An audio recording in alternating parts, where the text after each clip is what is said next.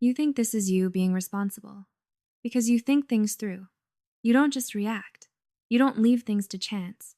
Before something happens, you've already gone over it in your head, what you'll say, how it might go, what could go wrong. And that feels right.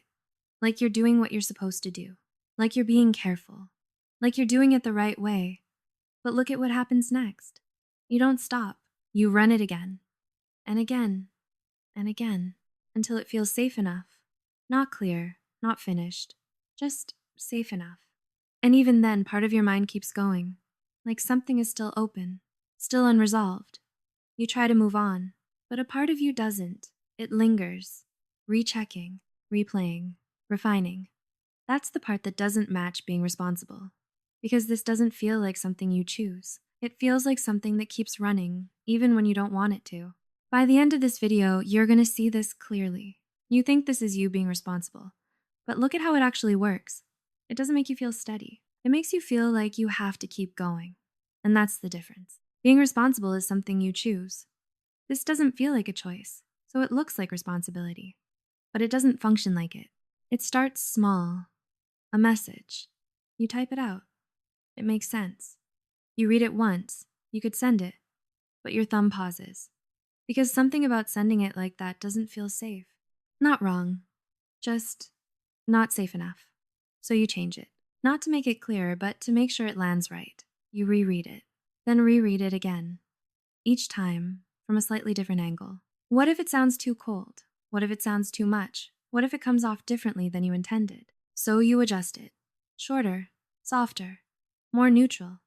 Then you read it again and again. And at some point, you're not writing anymore. You're anticipating reactions, trying to get ahead of something that hasn't happened yet. You even start feeling the reaction before it exists. A slight discomfort, a hesitation, a tone you imagine hearing.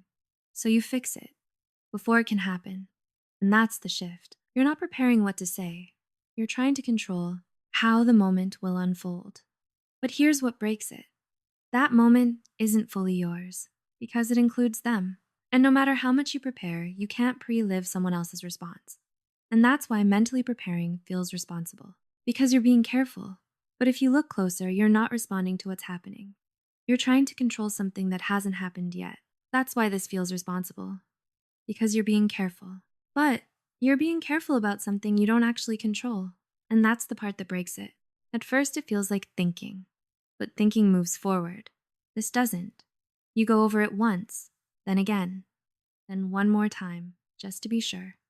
But sure never fully arrives, because each version creates another possibility, another angle, another adjustment, another version that feels slightly better, but not final. So your mind keeps going. And what makes it convincing is that it feels like progress. Like each version is getting closer, closer to being ready, closer to getting it right, closer to finally being done. But if you pause for a second, nothing actually resolves. You're not reaching a conclusion. You're not finishing the thought. You're just staying inside it longer, turning the same moment over from different angles. And the more time you spend in it, the more real it starts to feel, even though it hasn't happened. You begin reacting to something that only exists in your head, and that's when the loop locks in. Because now you're not just thinking about the moment, you're experiencing it early, without ever reaching the part where it actually ends. If this was really you being responsible, you'd be able to stop. Responsibility has an end. This doesn't. If you slow it down, this isn't really about what will happen. It's about how it might feel. That moment where something shifts, where you pause, where you don't know what to say, where something doesn't land the way you expected. That's what your brain is trying to avoid. Not the situation, the feeling inside it. Embarrassment, being misunderstood, getting it wrong. So it prepares, over and over, trying to remove that possibility. But the situation isn't fully yours. It includes other people, other variables, things you can't access in advance. So you end up trying to solve something that can't actually be solved ahead of time. This is where it starts to cost you. You're in the kitchen, water heating, nothing urgent, nothing wrong. But your mind moves ahead anyway. You're already inside tomorrow, running a conversation. You say something. It feels slightly off, so you adjust it. Then adjust it again, then again. Now you're holding multiple versions. You're managing both sides. What you'll say, what they might say, what you'll say next. And while all of that is happening, real life is still moving. The water boils. The room stays quiet. Time passes. But you're not really there. And the more this happens, the more your real life starts to feel thinner, less vivid, less present. Because your attention is always slightly ahead, waiting for the moment that matters, preparing for the moment that matters, instead of being inside the one you're already in. And the more this happens, the more your real life starts to feel thinner. Most of what you're preparing never actually gets used. Because when the real moment comes, it doesn't match what you imagined. Not completely, just enough to make all those versions slightly irrelevant. And you adjust anyway. And the part that's easy to miss is how much of this effort feels necessary. Like you're doing something important. Like this is what being responsible looks like. But when the moment comes, most of what you prepared never even shows up. If you're hearing this and thinking, I do this all the time, just notice that. Not to fix it, just to see it clearly. Because this pattern feels so normal from the inside, you rarely step back and recognize it while it's happening. Over time, something changes. You stop trusting your natural response, because now you rely on preparation. You feel ready only after you've thought it through. So, without preparation, you feel exposed, uncertain, like you're missing something. Even though you've handled real moments before, now it feels like you need a script, because you've practiced control more than present. And then, the moment finally happens, and it's different. Not completely wrong, just not the same. They respond in a way you didn't expect. The tone shifts, the timing feels slightly off. There's a pause you didn't plan for, a reaction that doesn't match any version you rehearsed.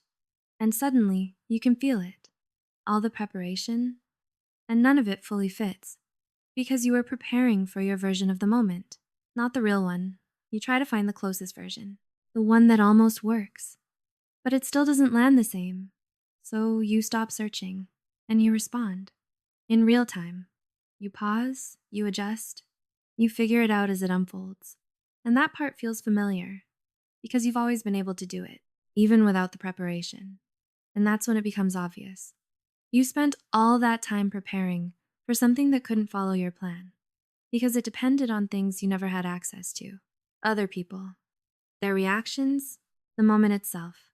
And even with all that preparation, you still ended up doing the exact thing you were trying to avoid, responding without knowing, and nothing actually broke. So all that preparation wasn't responsibility, because it didn't actually prepare you for what happened. That's the part you haven't fully seen.